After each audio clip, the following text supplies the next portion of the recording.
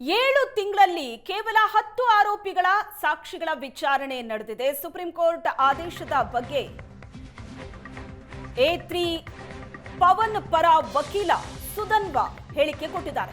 ಜೈಲಿನಲ್ಲಿ ದರ್ಶನ್ಗೆ ಸೌಲಭ್ಯ ನೀಡೋ ವಿಚಾರದಲ್ಲೂ ತಾರತಮ್ಯ ಇದೆ. ಇದೇ ರೀತಿ ವಿಚಾರಣೆ ನಡೆದರೆ ಮುಗಿಯೋದಕ್ಕೆ 7-8 ವರ್ಷ ಆಗತ್ತೆ. 1 ವರ್ಷದಲ್ಲಿ ವಿಚಾರಣೆ ಮುಗಿಸಿ ಮತ್ತೆ ಅರ್ಜಿ ಸಲ್ಲಿಕೆ ಮಾಡೋದಕ್ಕೆ ಅವಕಾಶ ಇದೆ. ಬೇಗ ವಿಚಾರಣೆ ನಡೆಸೋದಕ್ಕೆ ಆರೋಪಿಗಳ ವಕೀಲರು ಸಹಕರಿಸುತ್ತಾರೆ ಅಂತ ಹೇಳಿಕೆ ಕೊಟ್ಟಿದ್ದಾರೆ.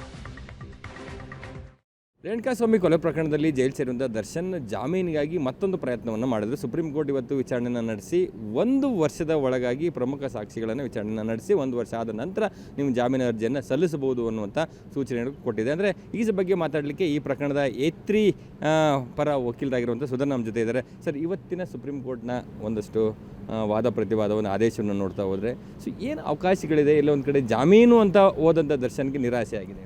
ಅಲ್ಲ, ಇದರಲ್ಲಿ ಮೆರಿಟ್ ಮೇಲೆ ಆಲ್ರೆಡಿ ಬೇಲ್ ಡಿಸ್ಮಿಸ್ ಆಗಿತ್ತು. ಡಿಸ್ಮಿಸ್ ಅಂದರೆ ಹೈಕೋರ್ಟು ದರ್ಶನ್ ಅವ್ರಿಗೆ ಬೇಲ್ ಕೊಟ್ಟಿದ್ರು. ಆ ನಂತರ ಸರ್ಕಾರ ಅದ್ರ ಮೇಲೆ ಸುಪ್ರೀಂ ಕೋರ್ಟಲ್ಲಿ ಚಾಲೆಂಜ್ ಮಾಡಿದಾಗ ಆ ಅಪೀಲ್ನ ಅಲೋ ಮಾಡಿ ಮೆರಿಟ್ ಮೇಲೆ ಡಿಸ್ಕಸ್ ಮಾಡಿ ಮೆರಿಟಲ್ಲಿ ಇದು ಬೇಲ್ ಕೊಡೋವಂಥದ್ದಲ್ಲ ಅಂತ ಬೇಲ್ ರಿಜೆಕ್ಟ್ ಆಗಿತ್ತು. ಆ ನಂತರ ಚಾರ್ಜಸ್ ಫ್ರೇಮ್ ಆಗಿ 7 ತಿಂಗಳು ಅಥವಾ 8 ತಿಂಗಳು ಸಮಯದಲ್ಲಿ ಕೇವಲ 10 ವಿಟ್ನೆಸ್ಗಳು ಎಕ್ಸಾಮಿನ್ ಆಗಿದ್ದರು. ಹಾಗೆ ಅವ್ರಿಗೆ ದರ್ಶನ್ ಅವ್ರಿಗೆ ಜೈಲಲ್ಲಿ ಬೇರೆ ಕೈದಿಗಳನ್ನ ಬೇರೆ ರೀತಿ ಟ್ರೀಟ್ ಮಾಡ್ತಾಯಿದ್ರು, ಇವ್ರನ್ನೇ ಬೇರೆ ರೀತಿ ಟ್ರೀಟ್ ಮಾಡ್ತಿದ್ರು. ಆದರೆ ಬೇರೆ ಕೈದಿಗಳನ್ನ ಟ್ರೀಟ್ ಮಾಡಿರೋದಕ್ಕಿಂತ ಕೆಟ್ಟದಾಗಿ ನಡೆಸ್ಕೊತಿದ್ದು ಅನ್ನೋ ಗ್ರೌಂಡ್ ಮೇಲೆ, ಈ 2 ಗ್ರೌಂಡ್ ಮೇಲೆ ಸುಪ್ರೀಂ ಕೋರ್ಟ್ಗೆ ದರ್ಶನ್ ಅವರು ಬೇಲ್ ಅಪ್ಲಿಕೇಶನ್ ಹಾಕಿದರು. ಆ ಬೇಲ್ ಅಪ್ಲಿಕೇಶನ್ ವಿಚಾರಣೆಗೆ ಬಂದಾಗ ಮೊದಲನೇದಾಗಿ ಹೇಳಿದ್ದು ಇದರಲ್ಲಿ 250ಕ್ಕಿಂತ ಹೆಚ್ಚು ಸಾಕ್ಷಿಗಳಿದ್ದಾರೆ. ಇನ್ನು ಕೇವಲ 7 ತಿಂಗಳಲ್ಲಿ ಬರೀ 10 ವಿಟ್ನೆಸ್ಗಳು ಎಕ್ಸಾಮಿನ್ ಆಗಿರೋದು. ಈ ಸ್ಪೀಡಲ್ಲೇ ಹೋಗೋದಾದರೆ ಇನ್ನೂ ಎಕ್ಸಾಮಿನ್ ಆಗೋದು 7-8 ವರ್ಷ ಮಿನಿಮಮ್ ಆಗುತ್ತೆ. ಅಲ್ಲಿವರೆಗೂ ನಾನು ಅಂಡರ್ ಟ್ರಯಲ್ ಪ್ರಿಸ್ನರ್ ಆಗಿ, ಯಾಕೆಂದರೆ ಒಂದು ಪ್ರಿಸಂಪ್ಷನ್ ಇದೆ ಕಾನೂನಲ್ಲಿ, ಇನ್ನೋಸೆಂಟ್ ಅಂಟುಲ್ ಪ್ರೂವನ್ ಗಿಲ್ಟಿ ಅಂತ. ಹಾಗಾಗಿ ಆ ಪ್ರಿಸಂಪ್ಷನ್ ಇರೋದ್ರಿಂದ ಬೇಲ್ ಕೊಡಿ ಅಂತ ಒಂದು. ಹಾಗೆ ಕಾರಾಗೃಹದಲ್ಲಿ ಇರೋವಂಥ ಸ್ಥಿತಿ ಚೆನ್ನಾಗಿಲ್ಲ ಅನ್ನೋದು 2 ಗ್ರೌಂಡ್ಸ್ ಮೇಲೆ ದರ್ಶನ್ ಅವರು ಇದು ಮಾಡಿದರು. ಹೈಕೋರ್ಟನ್ನು ಸುಪ್ರೀಂ ಕೋರ್ಟನ್ನು ಅಪ್ರೋಚ್ ಮಾಡಿದರು.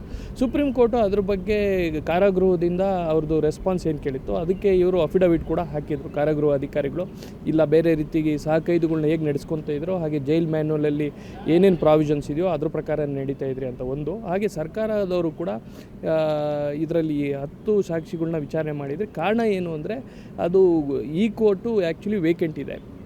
ಯಾವುದು ಈ ದರ್ಶನ್ ಅವರು ವಿಚಾರಣೆ ನಡೀತಾ ಇರೋದು CCH 56 ನಡೀತಾ ಇದೆ. ಬಟ್ ಇನ್ಚಾರ್ಜ್ ಕೋರ್ಟು 64 64 ಅದರದ್ದೇ ಆದಂಥ ಕೇಸ್ ಇರುತ್ತೆ. ಅದ್ರ ಜೊತೆಯಲ್ಲಿ ಈ ಕೋರ್ಟಿನ ಕೇಸಸ್ ಕೂಡ ನಡೆಸಬೇಕು. ಹಾಗೆ ದರ್ಶನ್ ಕೇಸು ಒಂದೇ ಅಲ್ಲ, ಇನ್ನೂ 16 ಹೀನೆಸ್ ಅಫೆನ್ಸಸ್, ಮರ್ಡರ್ ಕೇಸಸ್ಸು, ಬೇರೆ ಬೇರೆ ಹೀನೆಸ್ ಅಫೆನ್ಸಸ್ ಇರೋವಂಥ ಕೇಸಸ್ ಕೂಡ ವಿಚಾರಣೆ ಅಲ್ಲಿ ನಡೀತಾ ಇದೆ. ಒಬ್ಬ ಆರೋಪಿ ಸುಪ್ರೀಂ ಕೋರ್ಟ್ ಹೋಗಿ 1 ವರ್ಷ ಜಾಮೀನು ಇಲ್ಲ ಅನ್ನುವಂಥದ್ದನ್ನು ಹೇಳ್ಸ್ಕೊಂಡು ವಾಪಸ್ ಬಂದಿದ್ದರಿಂದ ಇನ್ನುಳಿದಂಥ 15 ಜನ ಆರೋಪಿಗಳಿಗೂ ಕೂಡ ಈ ಜಾಮೀನನ್ನು ಕೇಳುವಂಥದ್ದಾಗಲಿ, ಅರ್ಜಿನ ಸಲ್ಲಿಸುವಂಥದ್ದು ಅವರ ಅಧಿಕಾರಿಗಳು ಎಲ್ಲ ಒಂದು ಕಡೆ ಮೊಟಕಾಗುತ್ತಾ?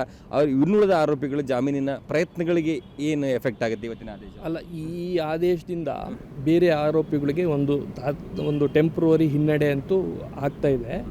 ಅದನ್ನು ಇಲ್ಲ ಅಂತ ಹೇಳೋಕ್ಕಾಗಲ್ಲ. ಬಟ್ ಅದನ್ನು ಓವರ್ಕಮ್ ಮಾಡ್ತೀರಿ ಅನ್ನೋ ಕಾನ್ಫಿಡೆನ್ಸ್ ನಮಗಿದೆ. ಕ್ಯಾಮರಾಮನ್ ಯುವರಾಜ್ ಜೊತೆ ರಮೇಶ್, ಏಷ್ಯಾನೆಟ್ ಸುವರ್ಣ ನ್ಯೂಸ್, ಬೆಂಗಳೂರು.